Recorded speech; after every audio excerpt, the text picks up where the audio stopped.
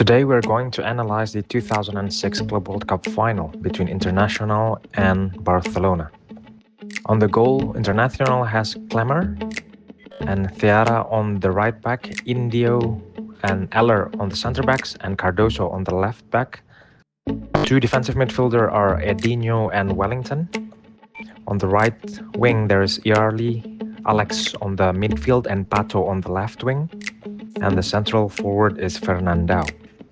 Meanwhile, Barcelona has Valdez on the goal, Zambrota on the right, and Puyol and Marquez is on the centre back. Van Bronckhorst is on the left. Iniesta, Mota and Deco is occupying the midfield. The right wing there's Giuli, in the middle there's Johnson, and on the left there is Ronaldinho. When they won the ball back, they didn't waste time with short passes. Instead, Eller would immediately look to bypass the midfield by firing direct passes to Wellington or the front three. This allowed them to catch Barcelona's defense off guard before they could retreat. By staying compact and striking quickly, International turned their defensive positioning into a springboard for dangerous high-speed transitions. Even when Barcelona tried to crowd the middle of the pitch, International would find ways to escape. If Eller passed to Alex and he was surrounded by three Barcelona midfielders, Alex would quickly switch the play, sending the ball to Edinho, who was sprinting forward to join the attack. Further up the field, they used Fernandao as a target man, with Wellington fizzing passes directly into him while he pinned back Barcelona's defenders. On the left side, Pato would drop back and pass the ball into the middle of the Wellington. From there, Wellington acted like a pivot, quickly shifting the ball all the way over to the right side with early or the overlapping Seara. By constantly switching the play from left to right, Inter forced the Barcelona players to sprint across the field repeatedly.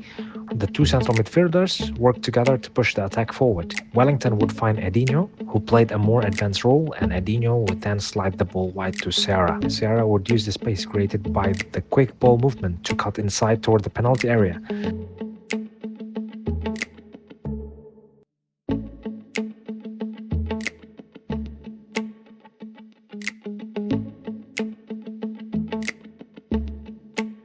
Cardoso would often launch a long through pass directly into the path of the fast-moving Pato.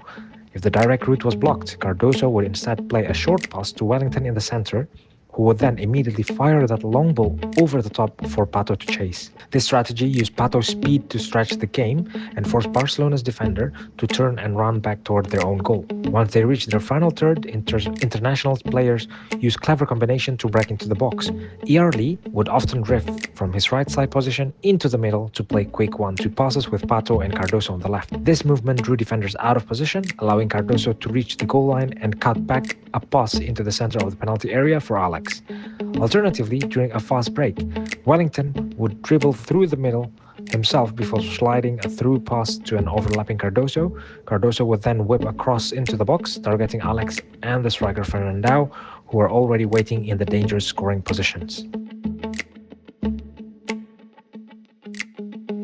It started with Van Bronckhorst on the left, which signaled Deco to push high up the pitch, effectively turning Barcelona's 4-3-3 into a more aggressive 4-2-4.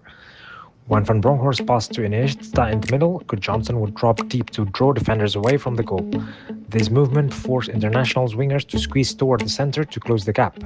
To keep the ball moving, Johnson would simply lay it back to Mota, who would then quickly switch the attack to Giuli on the right wing.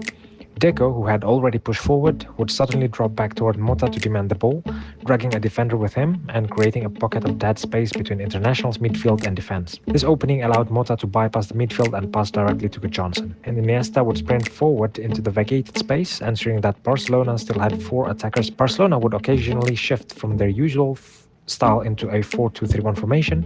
Ronaldinho moved from the wing into a central number 10 behind the striker. Interestingly, this often left the left wing empty or saw Iniesta drift over to cover it. The attack usually started with Van Bronckhorst passing to Deco, who would quickly switch the ball across the field to Giuli on the right. Giuli would then look to find Ronaldinho in the center, giving the ball in a dangerous area where he could dictate the game. Another variation involved Johnson moving out of the center and shifting toward the left side to receive the ball. Once he gained possession, he would dribble back toward the middle of the pitch, dragging defenders with him and creating a massive gap on the flank. Van Bronckhorst would sprint forward from his defensive position into that empty space. Ronaldinho often dropped deep into the center of the pitch to act as a playmaker, using his vision to quickly switch the attack toward the right wing.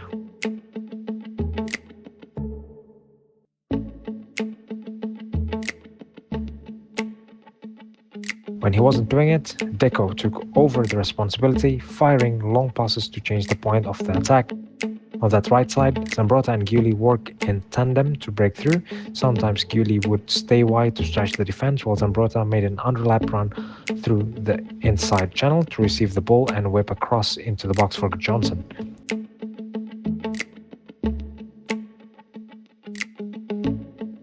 In other moments, Giuli would tuck inside toward the middle to pull the defenders with him, leaving the entire right flank open for Zambrotta to exploit.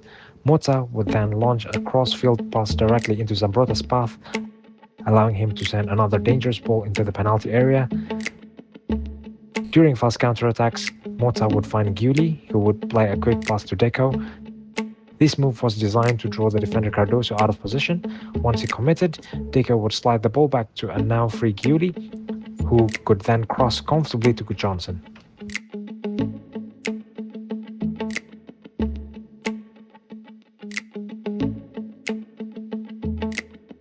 Internacional replaced Alex with Vargas. Meanwhile, Barcelona replaced Zambrotta with Belletti and Thiago Motta with Xavi, and Pato with Luis Adriano. The attacking plan became more direct, with two strikers, Yarli and Luis Adriano, occupying Barcelona centre-backs. Internacional used Fernandao to hold up the ball and wait for the midfield to join the play. When Vargas passed into the center to Fernandao, who quickly moved along to Edinho to keep the play flowing, instead of rushing a shot, they held possession in the middle of the field to buy time for Seara to sprint forward into an overlap position deep on the wing. Once Seara reached the open space out wide, Edinho would release the ball to him, allowing the defender to whip a dangerous cross into the penalty box toward the waiting strikers. When pushing higher up the pitch, Internacional would occasionally shift into an aggressive 4-2-4 formation.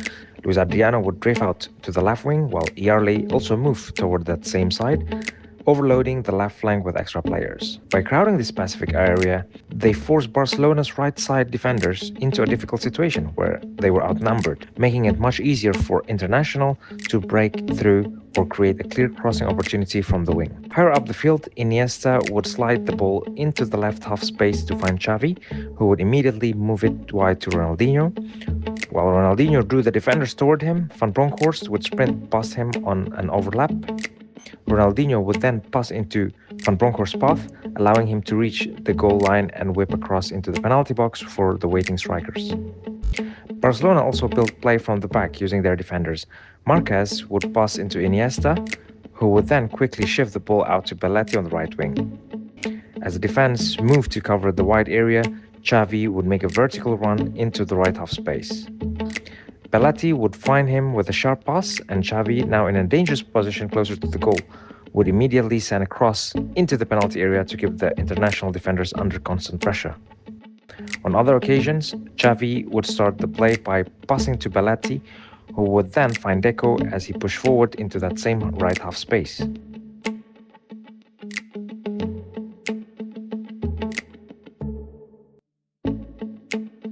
Giuli would tuck inside. This movement left the wing open for a potential cross. Barcelona consistently looked to exploit the right side of the field.